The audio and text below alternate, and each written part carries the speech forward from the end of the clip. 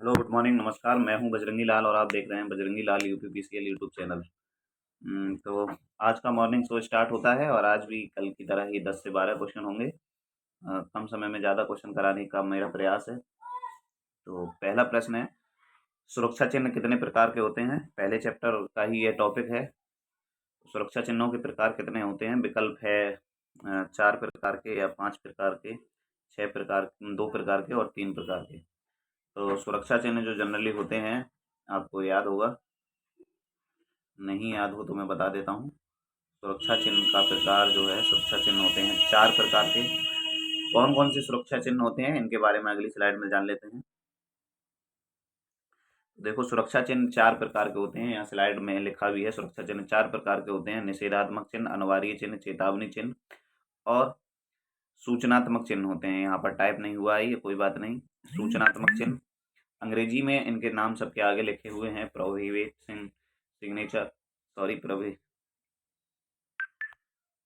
Prohibit sign, mandatory sign, warning sign और informative sign. तो सुरक्षा चिन्हों के प्रकार जब भी आपसे पूछे जाएं, कितने होते हैं? 4। इससे पहले जो प्रश्न था उसमें पूछा गया था सुरक्षा चिन्हों के कितने प्रकार होते हैं, तो सुरक्षा चिन्हों के, अब आपसे मुझे उम्मीद है कि गलत नहीं होगा, 4 प्रकार होते हैं। चारों के प्रकार यहाँ पर बता दिए गए, निषेधात्मक चिन्ह, आवश्यक चिन्ह, चेतावनी चिन्ह और सूचनात्मक चिन्ह। निषेधात्मक चिन्ह कौन से होते हैं? तो निषेधात्मक चिन्ह किसी कार्य को मना करने के लिए प्रयोग किए जाते हैं। ये चिन्ह बताते हैं कि ये कार्य नहीं करना है। निषेधात्मक चिन्ह जैसा कि नाम से ही प्रदर्शित होता है, निषेधात्मक मतलब मना करने वाले। तो कई बार पेपर में प्रश्न पूछा जाएगा कि निषेधात्मक चिन्हों की जो पृष्ठभूमि होती है, मतलब बैकग्राउंड होता है, वो कैसा होता है। तो ध्यान रखिए, इस चित्र को अपने मन में फीड कर लीजिए, अपने दिमाग में फीड कर लीजिए। पृष्ठभूमि इनकी सफेद रंग की होती है, इन पर बनने वाली जो आकृति होती है वह काले रंग की होती है, तथा इनका जो ये चारों ओर का सर्किल होता है वह लाल रंग का होता है। उस पर बनने वाली ये जो लाइन होती है वह भी लाल रंग की होती है। ठीक है, अभी इस चित्र में क्या कहा गया है? तो धूम्रपान करना मना है, ऐसा इस चित्र में कहा गया है। ठीक है, तो ये चित्र आपको ज्यादातर डॉक्टर की दुकान, पेट्रोल पंप या बहुत सी जगह देखने को मिलेगा। अधिकांश इस चित्र का जो प्रयोग होता है वह पेट्रोल पंप पे देखने को मिलता है। ठीक है, तो निषेधात्मक चिन्ह आपने जान लिए। निषेधात्मक चिन्ह किसी कार्य को मना करते हैं। दूसरे प्रकार के जो चिन्ह होते हैं वह होते हैं आवश्यक चिन्ह। ये चिन्ह किसी कार्य को करने के लिए कहते हैं। इनकी आकृति वृत्ताकार होती है। ये चित्र दर्शाता है कि क्या करना है। इस चित्र के माध्यम से ये दिखाया जाता है कि हाँ, ये कार्य आपको करना है। तो ये जो चिन्ह होते हैं वो वृत्ताकार होते हैं। इनकी पृष्ठभूमि किस रंग की होती है? तो नीले रंग की होती है और इन पर बनने वाली आकृति सफेद रंग की होती है। ठीक है, 2 प्रकार के चिन्ह अभी तक हमने जान लिए। पहली प्रकार के निषेधात्मक चिन्ह, लाल रंग का बॉर्डर, पृष्ठभूमि सफेद रंग की, बनने वाली आकृति काले रंग की।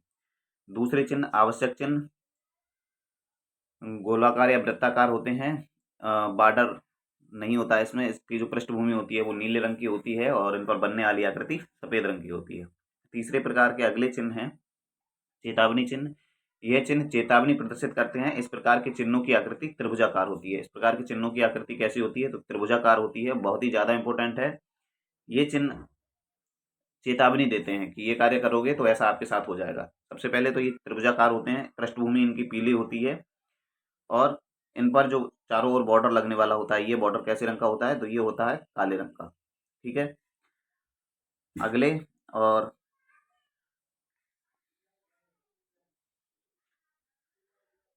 अगले प्रकार के चिन्ह हैं, अगले प्रकार के चिन्ह है सूचनात्मक चिन्ह। इस प्रकार के चिन्हों के माध्यम से सूचना प्राप्त होती है। इस प्रकार के चिन्ह की आकृति वर्गाकार होती है या आयताकार होती है। ये हरे रंग के पृष्ठभूमि पर सफेद रंग द्वारा प्रदर्शित किए जाते हैं। ये चिन्ह हमें सूचना प्रदान करते हैं। और देखो, यहाँ पर लिखा हुआ है एग्जिट और ये बाहर को जाने का रास्ता है। कई बार आपने रोडवेज अड्डे पे देखा होगा या रेलवे प्लेटफॉर्म पे देखा होगा, और अगर जाने का अवसर प्राप्त हुआ हो तो ये चिन्ह मेट्रो में ज़्यादा देखने को मिलता है। ठीक है, तो मुझे उम्मीद है चारों प्रकार के चिन्ह आपने जान लिए। चारों प्रकार के चिन्ह क्या क्या बताते हैं ये भी जान लिए, और नहीं समझ में आए हो तो दोबारा वीडियो को देख लेना। अब देखो, अगला एक प्रश्न है इसी से संबंधित। हरे रंग की पृष्ठभूमि किस प्रकार के चिन्हों में प्रयोग की जाती है? अभी आपने देखा था सबसे लास्ट वाला जो चिन्ह था, सूचनात्मक चिन्ह जो होते हैं उनमें पृष्ठभूमि कैसी होती है, हरे रंग की। ये देख लीजिए, इसमें ये जो पृष्ठभूमि पीछे का रंग है, ये जो मैं कर रहा हूँ ये वाला, तो ये कैसा है, हरे रंग का। ज़्यादा देर नहीं लगी हमको थ्योरी पढ़ने के बाद फिर क्वेश्चन का आंसर ढूंढने में। हरे रंग की पृष्ठभूमि जैसे ही आया, कौन से चिन्हों में प्रयोग की जाती है, तो सूचनात्मक चिन्हों में। 2 प्रश्न हो चुके हैं। अगला प्रश्न देखते हैं, किस प्रकार के चिन्हों की आकृति त्रिभुजाकार होती है। त्रिभुजाकार आकृति किस प्रकार के चिन्हों की होती है, तो चेतावनी जो चिन्ह होते हैं उनकी आकृति त्रिभुजाकार होती है। बाकी के ऑप्शन पढ़ लीजिएगा, देख भी लीजिएगा एक बार। चेतावनी चिन्ह ये है, और चेतावनी चिन्ह की आकृति हमने आपको बता दी कैसी होती है, त्रिभुजाकार होती है।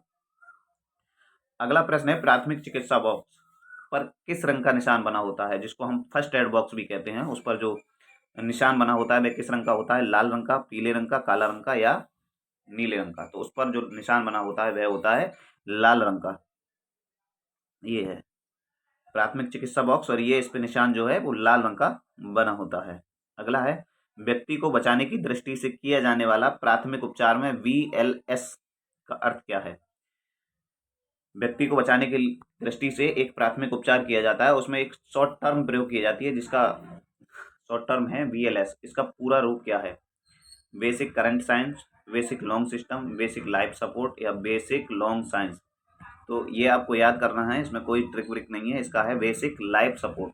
VLS का फुल फॉर्म होता है बेसिक लाइफ सपोर्ट। अगला है, ABC का फुल फॉर्म कौन सा है। ABC वो वाली ABC नहीं रही, A for Apple, B for boy वाली, क्योंकि अब आप काफ़ी बड़े हो चुके हैं। तो ABC का फुल फॉर्म क्या होता है, airway, breathing, circle, airway, breathing, circle लिखा हुआ है यहाँ पर। दूसरा ऑप्शन है एयरवे, ब्रीथिंग, सर्कुलेशन, और airway, Y cat, apple, Y cat. ये दोनों ऑप्शन तो गलत है, मैंने डाले ही जानबूझ के गलत है। सही इसका आंसर जो है वो है ये दूसरा वाला।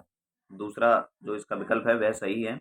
जब किसी व्यक्ति को कोई मूर्छित हो जाता है या विद्युत का झटका लग जाता है, तो उसके बाद ये विधि सबसे पहले प्रयोग की जाती है। एयरवे मतलब हम उसको चेक करेंगे कि हाँ उसके सांस लेने का रास्ता प्रॉपर ठीक है या नहीं। एयरवे का मतलब होता है सांस लेने का रास्ता।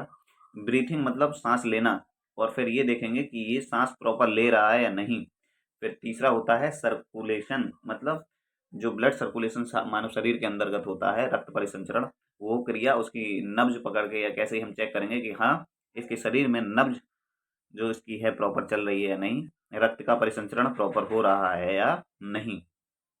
अगला प्रश्न है, कृत्रिम श्वासन की किस विधि में व्यक्ति को सीने के बल लिटाया जाता है।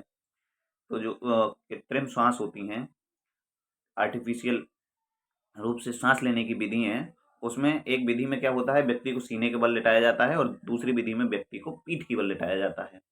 ठीक है, तो यहाँ पर पूछा गया है कि व्यक्ति को सीने के बल किस विधि में लिटाया जाता है, शेफर विधि में, सिल्वेस्टर विधि में, मुंह से नाक विधि में या मुंह से मुंह विधि में। देखो मुंह से नाक और मुंह से मुंह विधि, इन दोनों विधि में तो ये वाला आंसर आपको मिलेगा नहीं। अच्छा मिलेगा कैसे, मैं दोनों विधि आपको दिखा देता हूँ। देखो शेफर विधि जो होती है उसमें व्यक्ति को पेट के बल लिटाया जाता है इस प्रकार से। तो शेफर विधि में व्यक्ति को कैसे लिटाया जाता है, पेट के बल, मतलब उल्टा।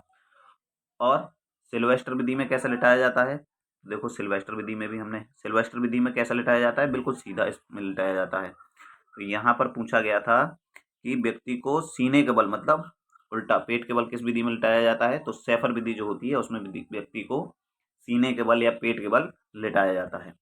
सिल्वेस्टर विधि में कैसा लिटाया जाता है, बिल्कुल सीधा, सीधा मतलब पीठ के बल, पीठ के बल। जब आप सामान्य लेटते हैं तो पीठ के ही बल तो लेटते हैं।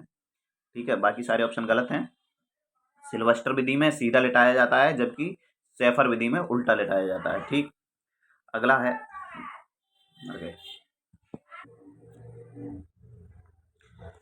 शेफर विधि का यहाँ पर चित्र दिखाया गया है। शेफर विधि के लिए रोगी के पास इस प्रकार आसन जमाइए, हाथ के अंगूठों की स्थिति देखिए इनके। ठीक है, शेफर इस प्रकार से याद कर सकते हैं। देखो मैंने तो ऐसे याद किया था, साप से याद कर सकते हैं, सा से शेफर और पा से पेट, या सापे से याद कर सकते हैं। देखो क्योंकि पा से पीठ भी स्टार्ट होगा, सापे, और ये ऐसे याद करते हैं, सीपी।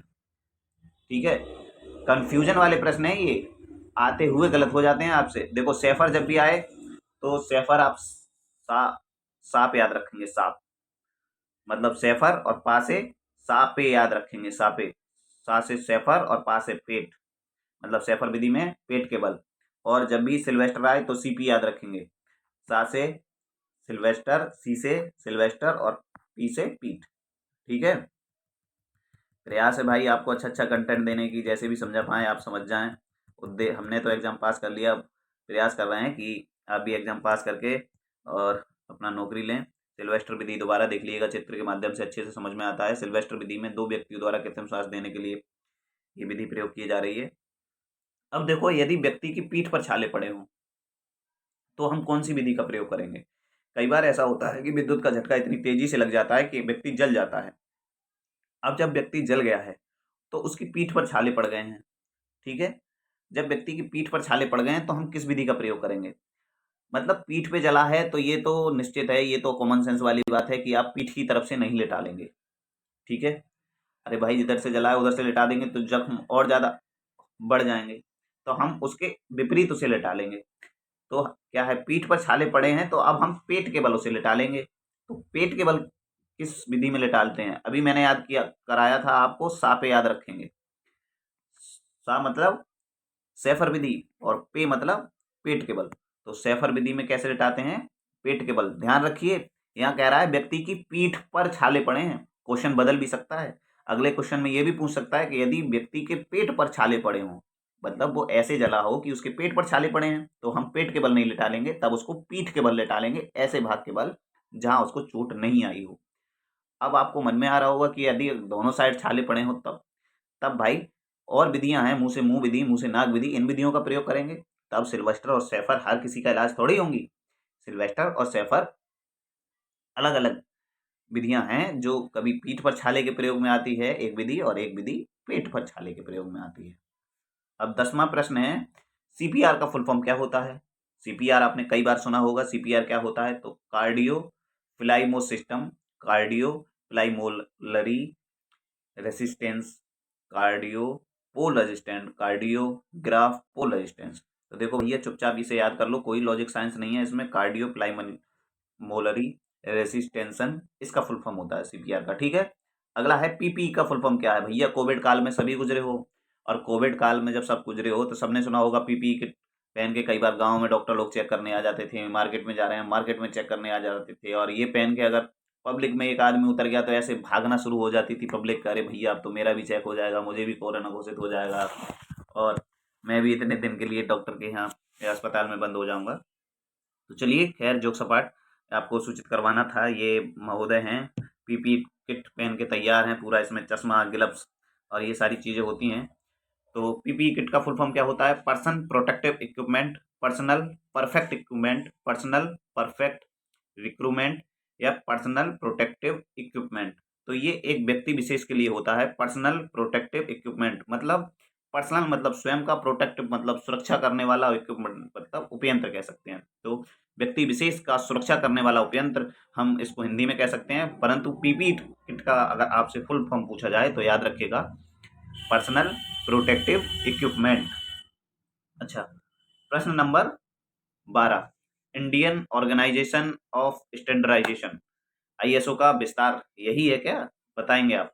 आईएसओ का विस्तार मतलब आईएसओ का फुल फॉर्म आपसे पूछा गया है, Indian organisation of standardisation, international organisation for standardisation, Indian standard organisation, international standard organisation.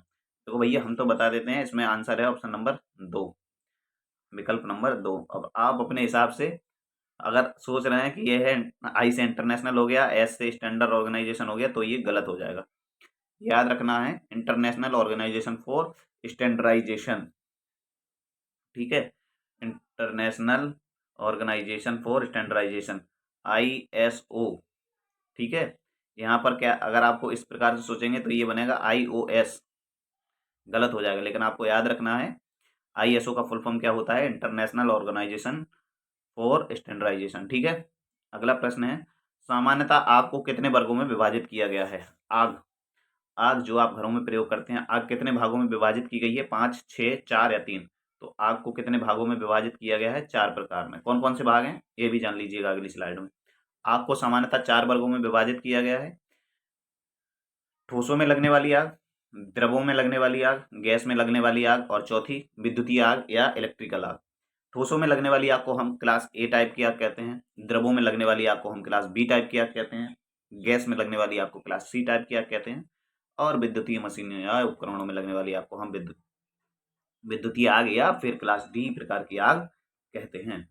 अब देखो, ठोसों में लगने वाली आग को किस श्रेणी की आग कहा जाता है? अभी तो आपको बताया, ठोसों में जो आग लगती है वो कौन सी होती है? वर्ग ए प्रकार की आग। ठोस मतलब क्या? ठोस लकड़ी, कोयला, कागज, इन सब में जो आग लगती है उसको कहते हैं ठोसों में लगने वाली आग। अब देखिए, विद्युतीय उपकरण में लगने वाली आग किस श्रेणी की आग है? अभी बताया था आपको, विद्युतीय उपकरणों में लगने वाली आग वर्ग डी की आग है।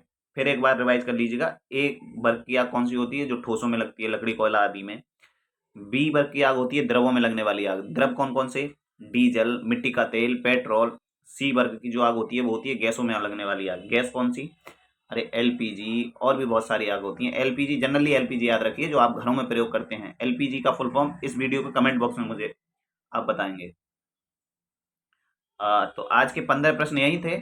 मिलते रहेंगे इसी प्रकार के अन्य ज्ञानवर्धक वीडियो में मॉर्निंग शो के माध्यम से। अगर आपको वीडियो पसंद आता है तो लाइक शेयर सब्सक्राइब करिए। तब तक के लिए बने रहिए चैनल के साथ। जय हिंद, जय भारत। और डेली कुछ ना कुछ तैयार करते रहिए, आज नहीं तो कल एग्जाम होना ही है और आप देखेंगे अंत में सफलता आप ही कदम चूमेगी। कंटिन्यूटी लगातार बनाए रखिएगा, पढ़ाई मत छोड़िएगा। इस प्रेशर में मत रहना कि एग्जाम नहीं हो रहा है तो हम पढ़ाई नहीं करेंगे। जब एग्जाम की डेट डिक्लेयर होगी तभी हम पढ़ाई करेंगे। तो भाई, कंपटीशन बहुत है, जो लगातार कंटिन्यू तैयारी करते रहते हैं सफलता उन्हीं के हाथ लगती है। ठीक है, आज की क्लास थोड़ी लंबी हो गई। मिलेंगे इसी प्रकार की अगली वीडियो में, तब तक के लिए जय हिंद, जय भारत, वंदे मातरम।